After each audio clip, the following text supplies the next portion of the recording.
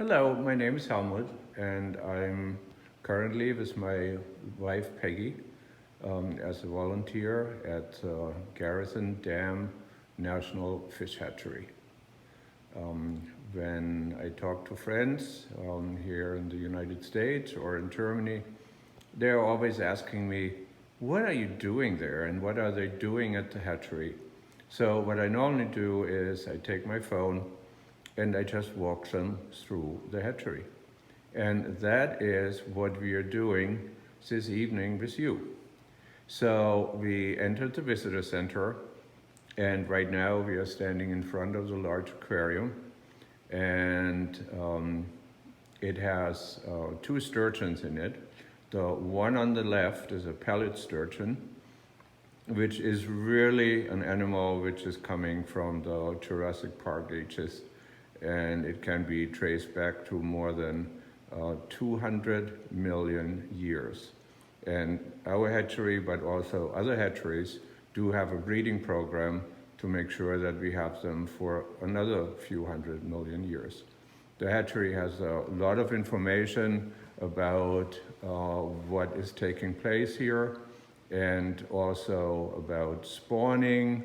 And so from here, I'm going towards the hatchery building, or one of the hatchery annexes.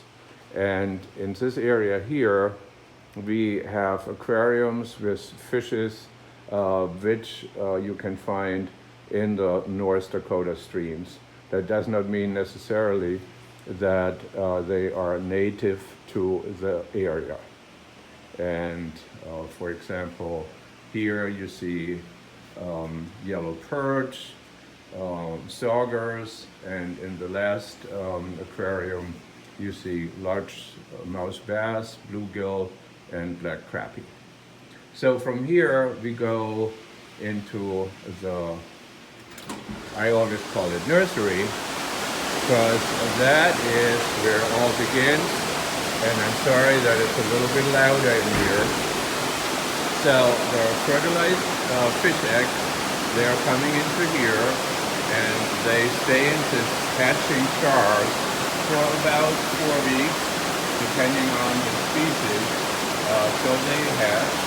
The little tiny hatchlings, which are called fries, are going through a pipe system into this raceway, and they're staying just one night or a few hours, and then they're already going out into the pond.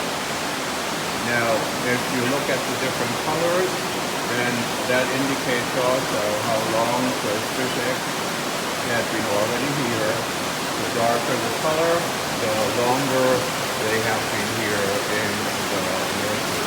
They always get fresh water, so that they also get enough oxygen. So from here, we are heading towards the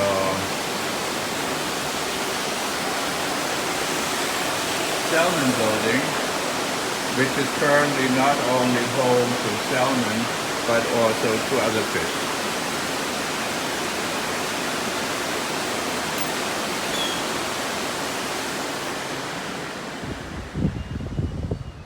So here you get also an idea about the size of the hatchery.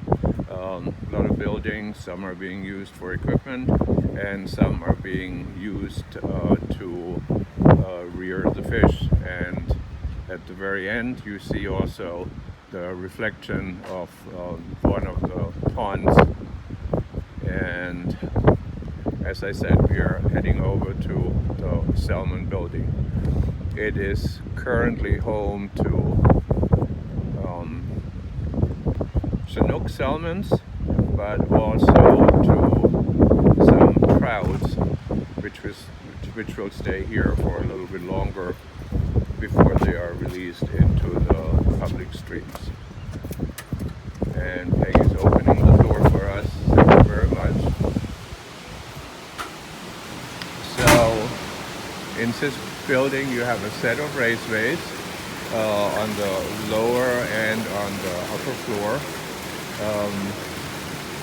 And we have trouts in some of those raceways, And down here we do have currently Chinook salmons.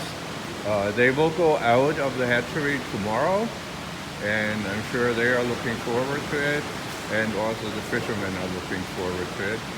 They are fed in different ways, either through those large feeding pots.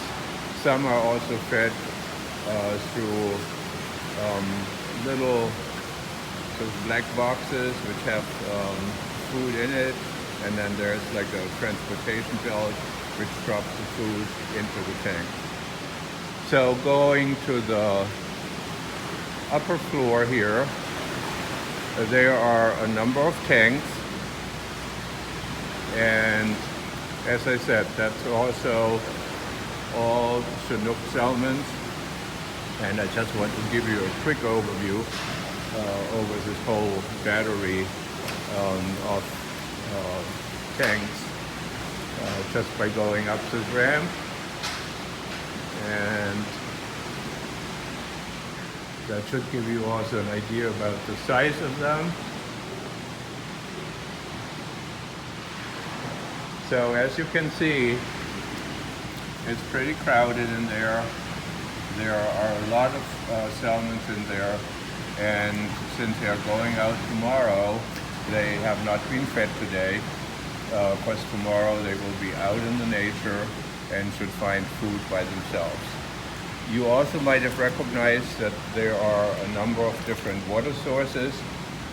So we can either get the water directly from the lake, meaning on the other side of the dam, but the water can also be heated, and especially during winter time, that's important, so that the fish have the optimum water so that they can really grow and be happy in the hatchery. So from here, let's walk down again, and then we are walking out to the ponds, just to give you a look of that. And by the way, you may wonder, how does the fish come from here, from the raceways, into the rivers? So I don't have a truck here right now, but this machine down there is a big vacuum contraption. It is sucking the fish out of the water, first together with the water, and then the fish is separated from the water, and the fish is being put into tanks where the right amount of water had been put in already before. They are always on oxygen, so that the rate of mortalities during the transportation stays very, very low. And that is how fish gets from here into the wild. I had mentioned before the different water sources, and you see that also here where you have different water inlets, so that you can control the flow of the water, but also the water temperature.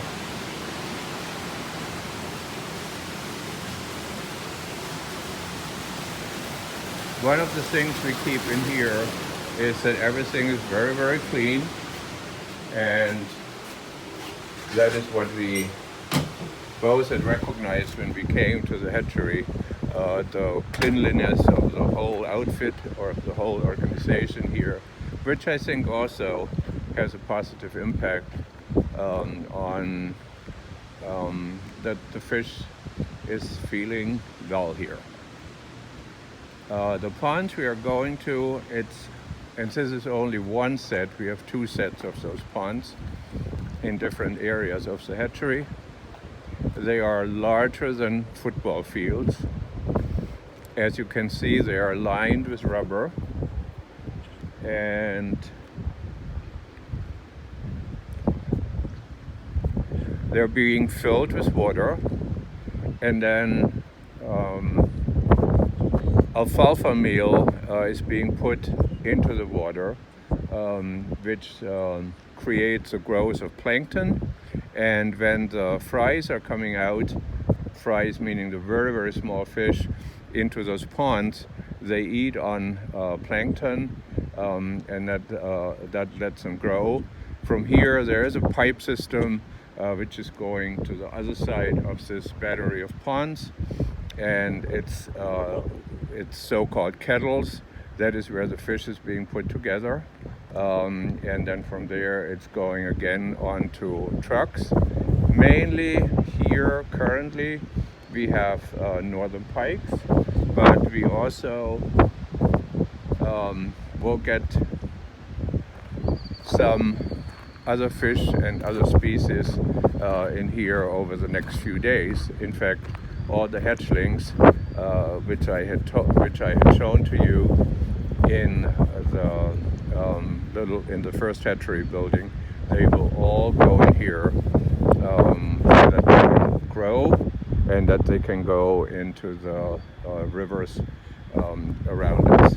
So that's pretty much it. It's a great place. It's a great place to learn about how to rear fish. It's a great place to learn about biology and to be very, very close to nature. I hope that helped you to get a better idea about Garrison Dam National Fish Hatchery. We are, as you could probably recognize, not professional filmmakers, so all what we did is unedited and from a walkthrough through the hatchery, just the way how I do it when I'm calling friends here in the United States and in Germany. I hope you enjoyed it. Take care. Bye-bye.